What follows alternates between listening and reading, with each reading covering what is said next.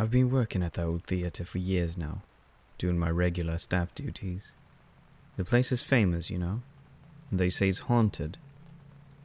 It's not like I ever believed in ghosts, but let me tell you about this one night that made me think twice.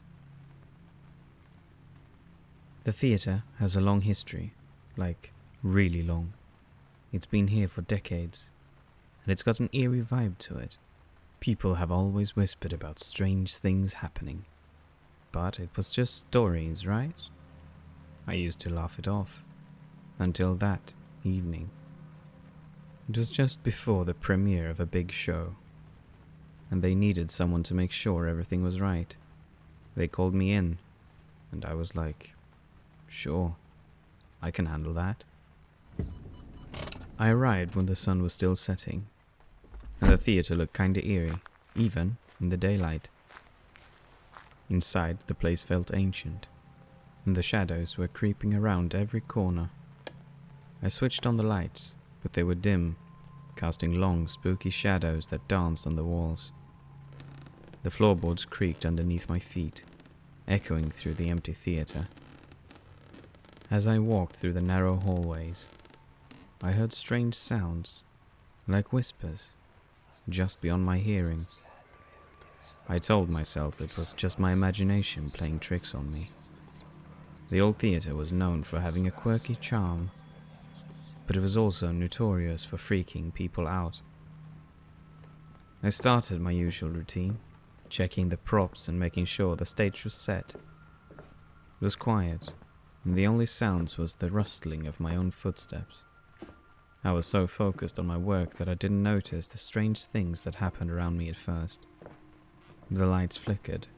I thought it was just a faulty bulb, but then it happened again, and again.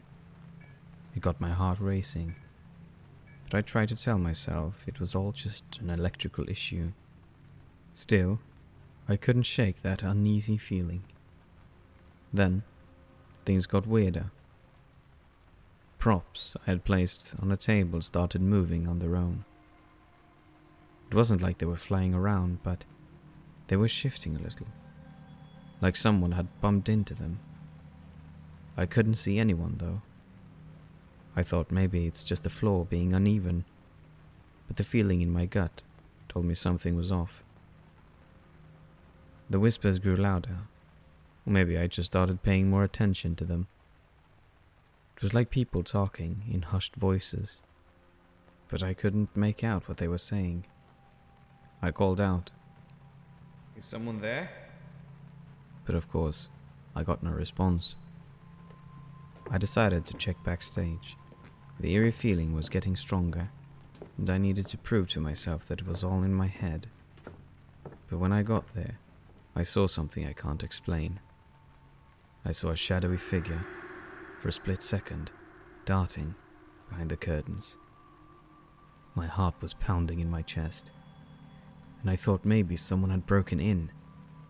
So I grabbed a flashlight and went to investigate.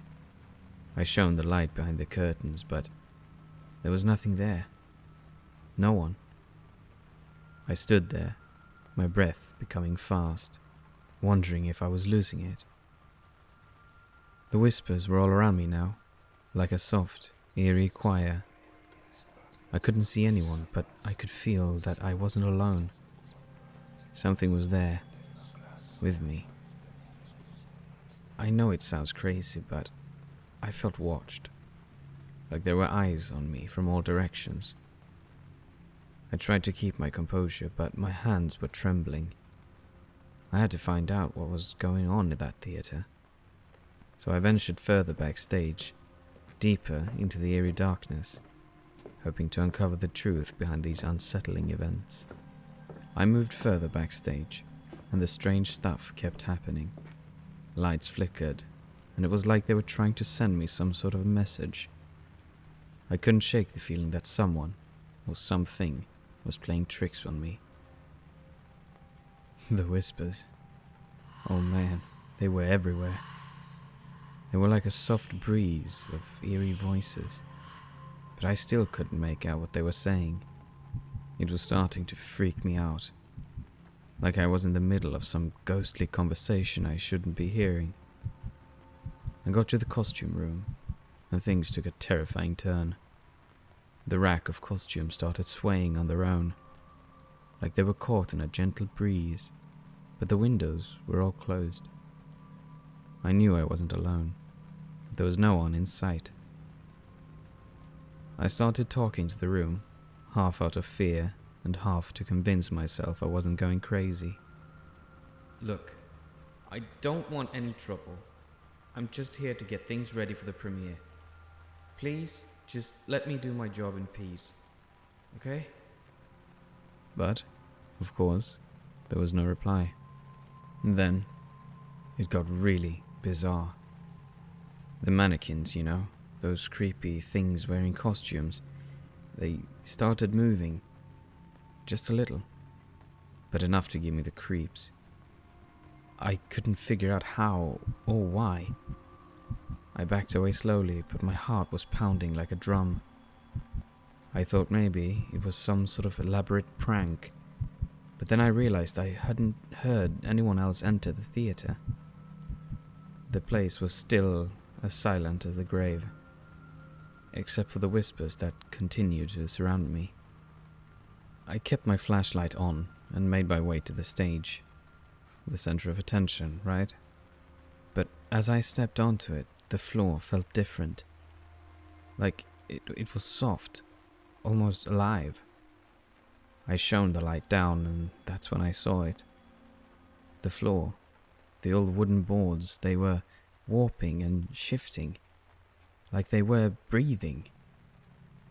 It was like the stage itself was trying to tell me something. I couldn't make sense of it, but I knew I had to get out of there. I turned to head back to the costume room, and that's when I saw them, ghostly figures, like shadows, moving at the edge of my vision. I couldn't get a clear look at them, but they were there, and they seemed to be watching me. I called out, "Who's there? What do you want?" But it was just more whispers, the soft, eerie voices echoing all around me. I felt like I was caught in some kind of a supernatural trap, like the theater itself was playing tricks on me. The figures, they were getting closer, but I couldn't make out any details. It was like they were always just out of line of my sight. Panic was welling up inside me, and I knew I had to get out of there. I turned and bolted for the exit, but when I reached it, I couldn't open the door. It was like it was stuck. Someone or something was holding it shut. I struggled with the door, my heart racing, and then, suddenly, it swung open, and I stumbled out into the lobby. The whispers faded, and the eerie feeling lifted as I stepped into the open space. I was outside the theater. I ran towards my car, and in a frantic panic, I drove home. I dreaded having to come back for the premiere the day after, but I had to. As I sat in the control room, looking down towards the stage, I caught a glimpse of it again. A shadow behind the curtains of the stage. This time, it looked more haunting, more menacing, with glowing eyes that seemed fixed on my gaze. I quit my job at the theater shortly after that, swearing to myself that I will never visit a theater ever again.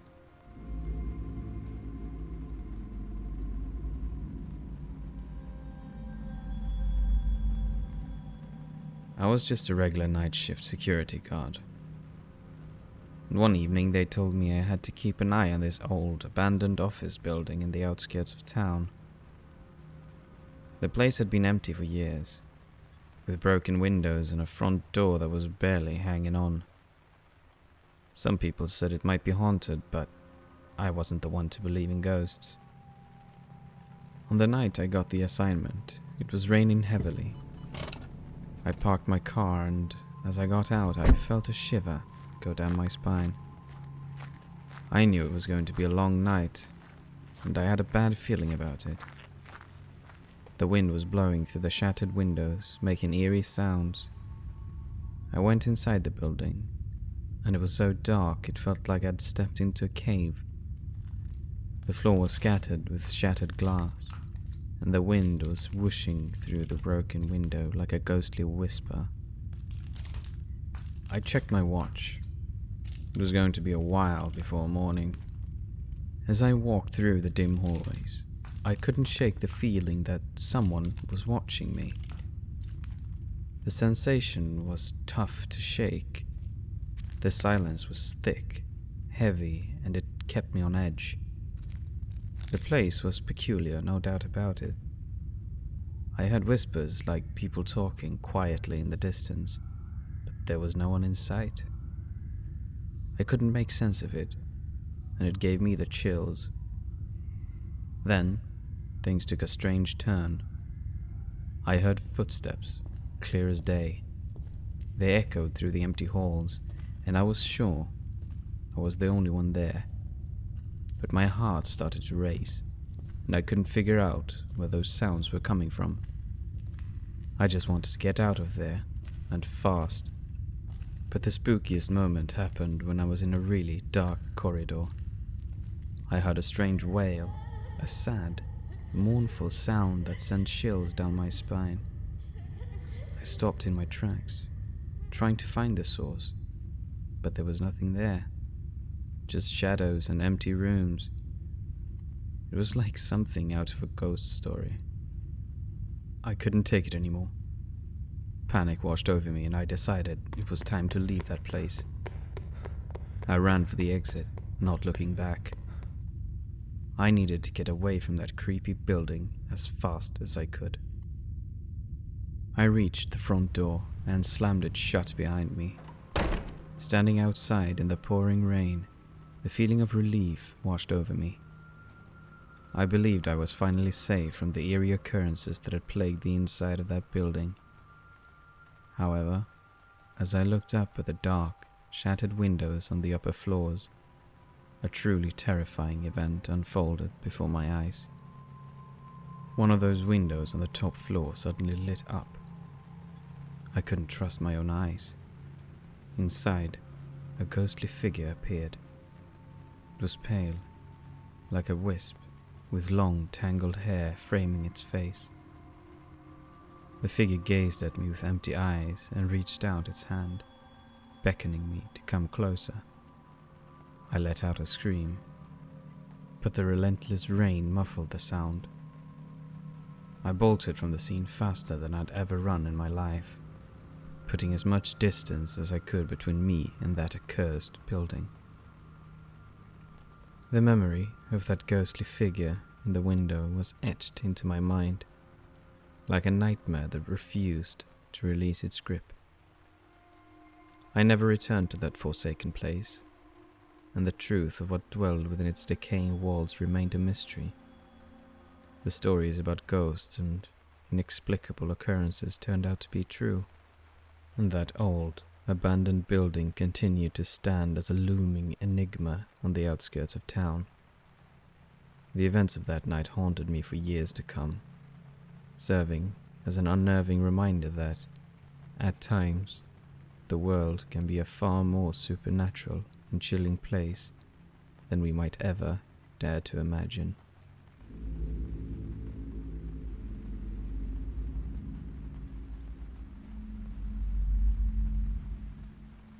I remember that fateful night when I, a young eager nurse, finding myself alone in Ward 13.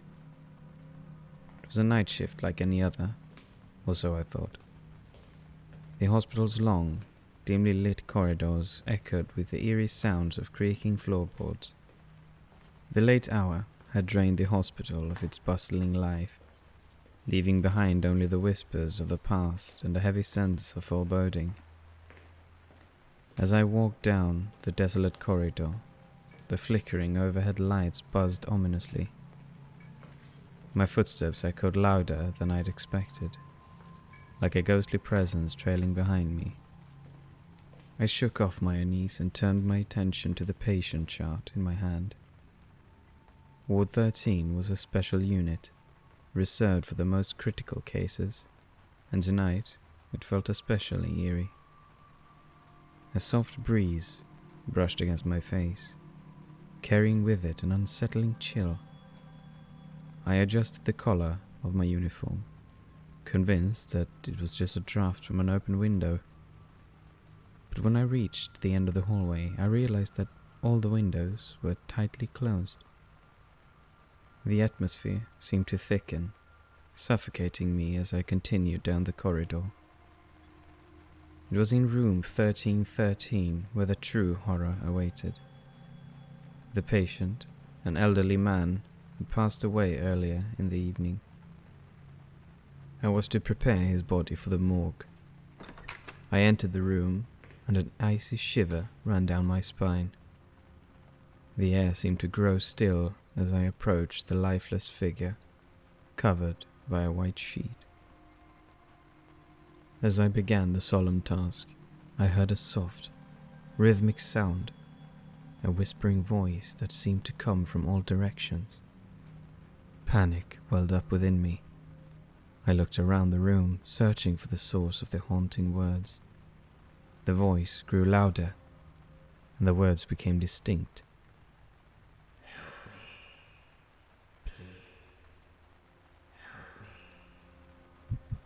It was the voice of the deceased patient.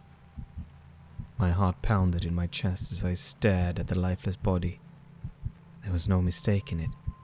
The man, who was supposed to be dead, was speaking to me. Trembling, I pulled back the sheet to reveal his ashen face. His eyes were open, and they stared directly into mine. But there was no life in those eyes, only a hollow emptiness. In a voice that sent shivers down my spine, he continued to plead. "Help me." I backed away in horror, tripping over my feet and falling to the floor. The patient's voice followed me as I crawled backward, his gaze unwavering. I could feel the presence of something otherworldly, something that defied the laws of nature. Desperation overcame me, and I rushed out of the room, leaving behind the macabre scene. I fled Ward 13 and sought refuge with my colleagues, recounting the terrifying encounter. They assured me it was my imagination, fatigue, or stress. But the words of the ghostly patient haunted my thoughts for days. From now on, I couldn't shake the feeling that Ward 13 held secrets beyond the realm of the living. The hospital may have moved on, but I knew that the haunting of Ward 13 would forever be etched in my memory.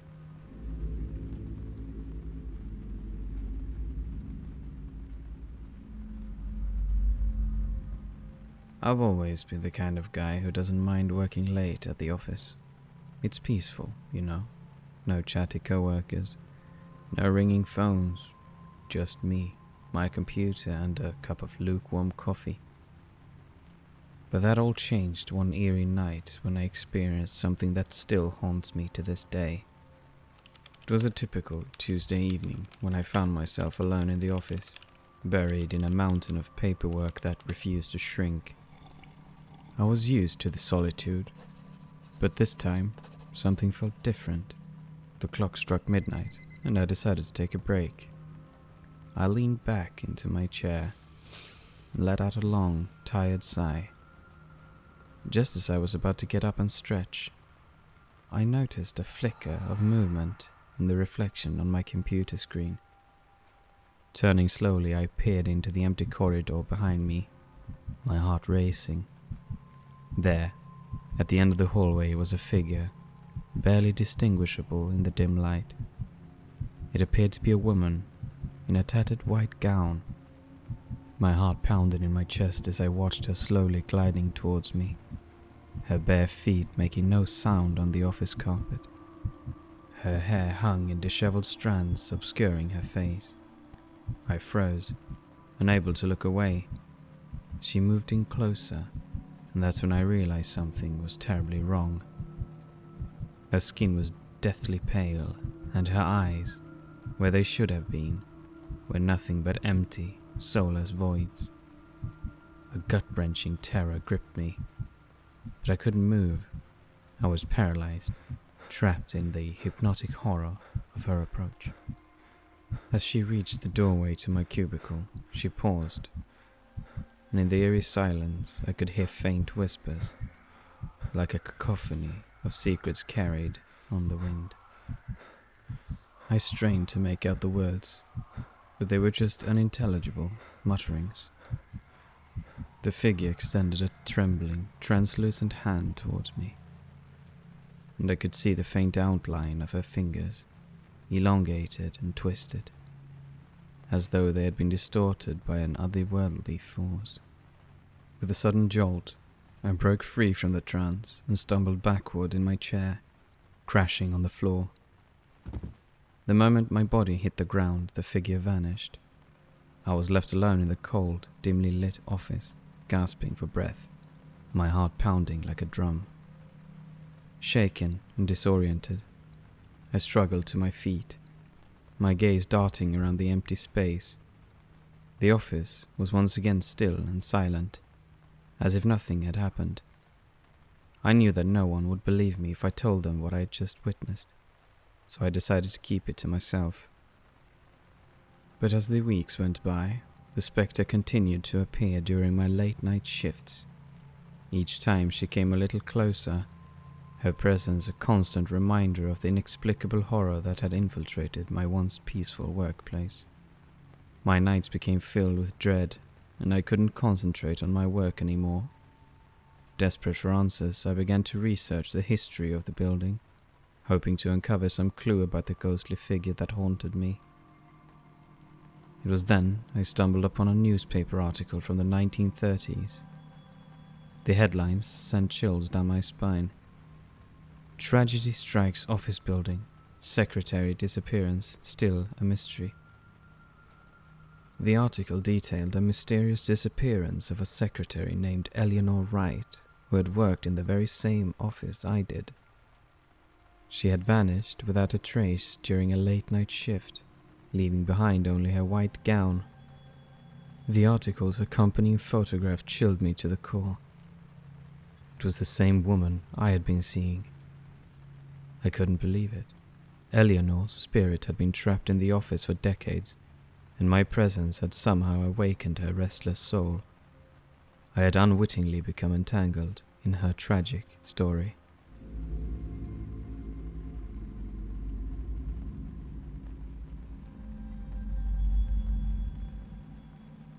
I've been working in the coal mines of Pine Hollow for years, and I thought I'd seen it all, but nothing could have prepared me for the horrors I would encounter deep beneath the Earth's surface. It was a typical, gloomy Thursday, and my boots squelched through the muck as I descended further into the mine. The only source of light was the dim, flickering beam of my headlamp. The usual sounds of the mine filled the air, the clinging of pickaxes, the rumble of carts, and the distant chatter of my fellow miners. As I chipped away at the stubborn rock, the temperature seemed to drop suddenly. I pulled my coat tighter around me, but the chill seemed to seep into my very bones. And that's when I heard it, a faint, mournful whisper that echoed through the tunnel. I paused, my pickaxe hanging in mid-air, and listened closely. The voice grew stronger, and I realized it was calling my name, a spectral, ethereal voice. Eric. Eric. My heart pounded in my chest as I shone my light around, searching for the source of the voice. "Who's there?" I stammered, but there was no response, only the oppressive silence of the mine. I brushed it off as a trick of the mind, fatigue, or maybe the echoes playing tricks on me, and I resumed my work. Hours passed, and the voice seemed to fade into memory. I had almost convinced myself that I had imagined it when something brushed against the back of my neck. I jumped and spun around, there was no one there, just darkness and the damp, cold walls of the mine. I wiped my sweaty brow, muttering to myself, "Get a grip, Eric. It's just your imagination." But as I turned back to my work, I saw it. A figure, translucent and ghostly, standing a few feet away. It was the silhouette of a miner, his eyes empty voids of darkness, and his spectral form seemed to shimmer in and out of existence. "Who are you?" I choked out, my voice trembling. The ghostly miner raised a finger and pointed me deeper into the mine. His hollow eyes bore into mine, and then, with a mournful wail, he vanished into the rock. I stood there, frozen in place, my heart racing, trying to make sense of what I'd just witnessed. Curiosity mixed with dread, and against my better judgment, I followed the direction the ghost had pointed. The tunnel led to a chamber I'd never seen before, a cavernous space shrouded in darkness. My headlamp flickered, casting eerie shadows on the walls. The air grew even colder, and I could feel a strange, otherworldly presence. As I ventured further into the chamber, the whispering returned, louder and more insistent. "Eric. Eric." The voice seemed to come from all around me, as if the very walls of the mine were speaking. I was no longer alone. I could sense a multitude of ghostly figures all around me, their mournful cries filling the chamber. I stumbled upon a shocking sight, a coal miner's helmet, just like mine, discarded on the ground. And then I saw the name engraved on it. Eric. Panic washed over me as I realized the truth. The ghosts were trapped souls of miners who had perished in the depth of the mine, and I was now among them. They were calling me to join their spectral ranks, to be lost in the never-ending darkness. I turned to flee, but the entrance I had come through had vanished, and the chamber seemed to stretch endlessly in all directions. The ghostly figures closed in on me, their wails growing louder and more desperate. In my heart, I knew I was doomed to become one of them, to spend eternity in this haunted abyss. I closed my eyes, bracing for the inevitable, when a blinding light pierced the darkness, and a rescue team broke through, pulling me to safety. As I emerged from the mine, gasping for air, I knew that I had narrowly escaped a fate worse than death. The horrors of that day still haunts my dreams, and I can't forget the ghostly figures that called my name from the depth of the mine. I will never go back down there, for a fear of what might be waiting for me in the haunted depth of Pine Hollow.